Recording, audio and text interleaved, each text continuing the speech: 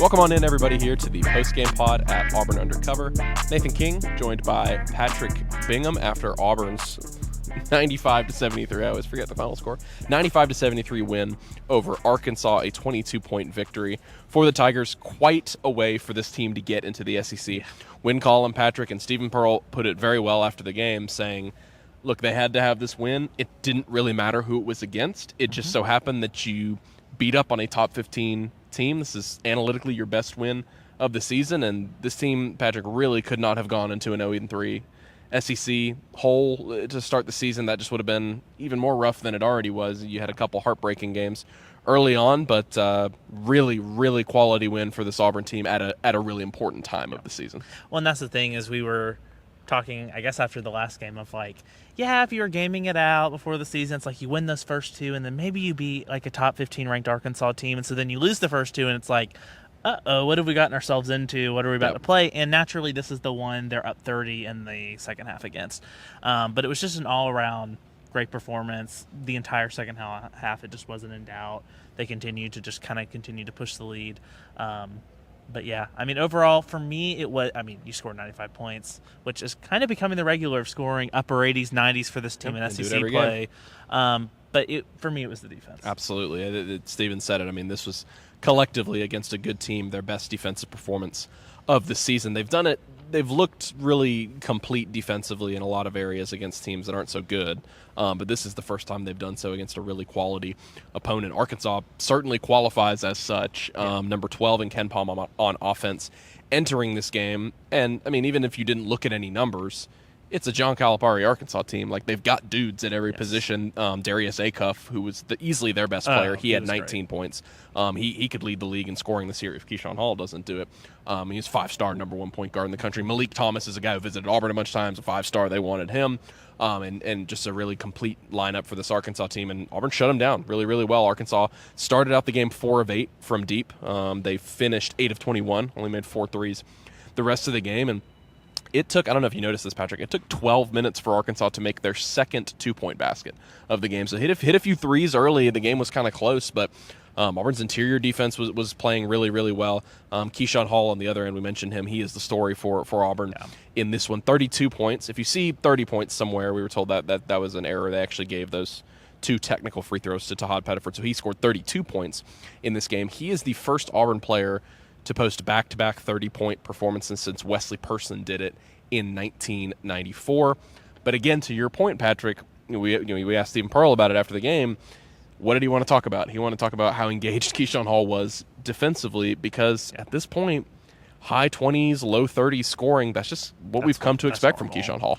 Yeah, and that was just the thing is all night it was the defense. John Calipari, who's a hilarious press conference every time, came in and he was like, yeah, that was the thing is like we just couldn't drive to the lane, to your point about not making that second 2. Which, what a huge thing for an opposing coach to say after what Auburn has struggled with. Yeah, which is like hilarious because that's what we've been talking about with the lack of big men and the injuries and people being out. And he was like, the only team that was able to walk cleanly into the paint was when you were playing us tonight.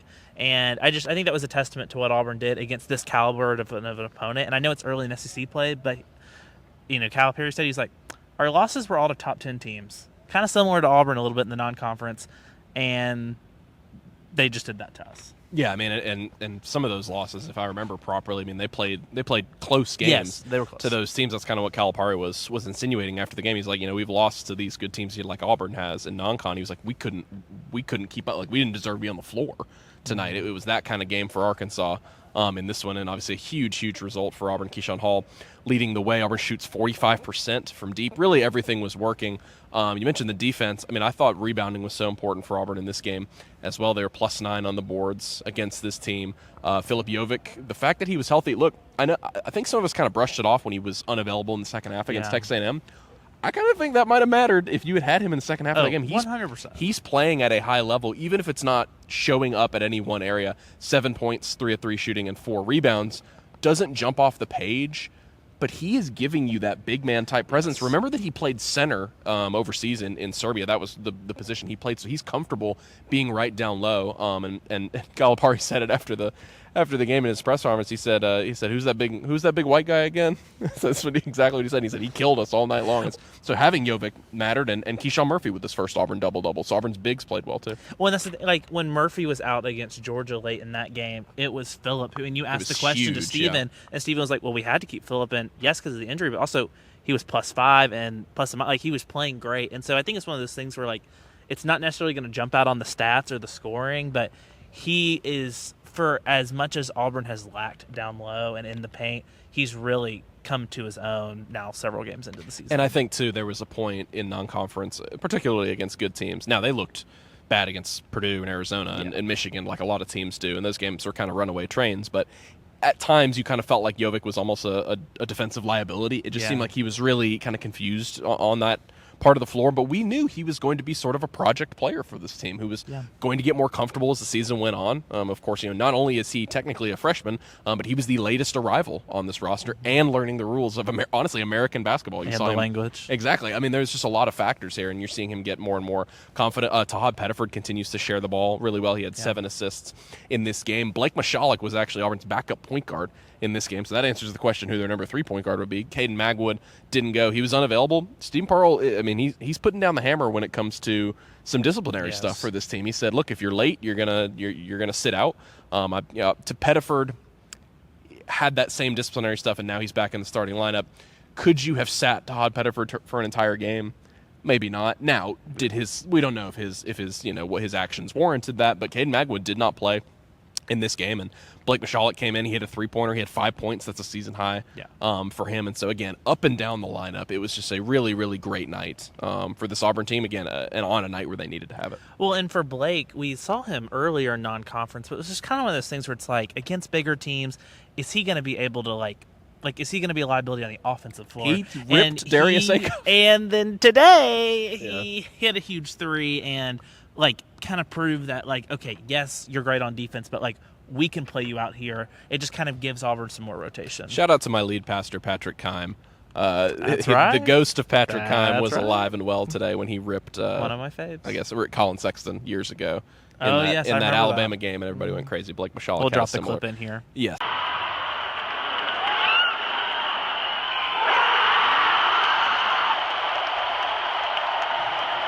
Blake Michalek had a similar play tonight. Yeah, Patrick, now it goes into next week where you get 2 games against teams that aren't as explosive offensively, aren't as highly rated, but are going to be challenging. Now, South Carolina, I'm going to walk that back. That should not be a challenging game here at home on Saturday. South Carolina is very bad. You should beat them by lots of points on your home floor. Missouri's interesting. They've got a lot of size. They started league play with 2 really good wins. They beat Florida. They beat Kentucky on the road. They lost. Oh, they lost. They lost today. Did they have a what? Did they have a bad non-conference? They lost to Notre Dame. People kind of freaked out, but otherwise they lost to Kansas and they lost to Illinois. Okay. So it didn't really matter. That was the game there. People were kind of freaking out. So that's a big game on Wednesday. So this team gets a little bit more rest now after that Tuesday to Saturday game. You get a little bit more time off. And Patrick, really, I mean, just from a resume perspective, this was such a big win. You now get 2 quad 1 wins, and we will see how the SEC pans out this season. Remember, people keep comparing this to that Auburn team that was a 9 seed in the tournament, kind of like expectations-wise. Mm-hmm. That team only had 2 quad 1 wins going into the tournament. Yes. That was a different SEC. You probably need to do a little bit better than that. This team isn't tournament ready at this point, but in terms of a stepping stone going into the rest of league play, this was a really good win for Auburn to have. Yeah, and I think that's just that's going to be the thing with it. I mean, obviously, this was the thing for most SEC teams last year. Auburn was just incredible. Right. But, every night is going to be, I mean, not always down to the wire. I mean, technically tonight was not down to the wire, but they're all going to be big, close games, and you just have to win the ones you can. And that's kind of for everyone across the board, except for maybe the top one tier of teams. And which is who? Which we don't even know, so maybe there's not one, but it's and that's kind of the thing. It's just you have to, these next 2 feel gettable, so you need to get them, and then we can just keep going from there. I thought Arkansas maybe was the best team in the league. They started 2-0. Vandy, to me, is far and away the best team right now. Yes. I don't know what the score is, but Alabama was struggling at home with Texas. And Florida clearly is not as good as we thought they were. Tennessee lost a couple games to good teams, and so the league is as wide open as it's been. I'm not saying Auburn's going to contend for the conference, but that's a good point by you. Is Auburn was immune to that last year because it's okay, they went 15-3 didn't really lose games until the very end, except for the Florida game. They're just beating up on everybody for most of the time, whereas the rest of the league was fighting amongst themselves. And every game matters. Correct. Down the stretch. Correct, and I think that's what's, like you, to your point, that's what's going to happen in league play this year. So a really, really big result for Stephen Pearl and the Auburn basketball team, his first SEC win.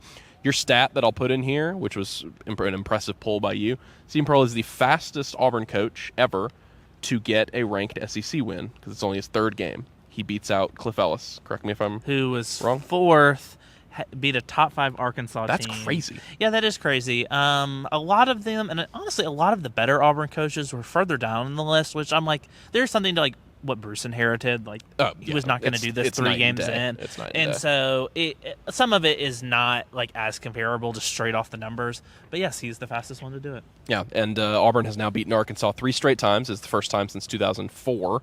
That was when they got their third straight win, so first time in 22 years that they have beaten this team. It's the first time in 5 years that Calipari has lost back-to-back games to Auburn, and so yeah, the team has had some success against John Calipari and the Razorbacks of late. So really, really big result here tonight in Neville Arena. Be sure to head over to auburnundercover.com, not only for continued basketball coverage of this one and moving into next week, but as you know, the transfer portal for football continues raging on. It was a huge Saturday for Alex Golesh's program. Almost said Hugh Freeze's program. Got to make sure I commit that one to memory. It was a big Saturday for the football team, getting some important transfers. I saw they were up in the. I know, like from where you sit, you can't really see.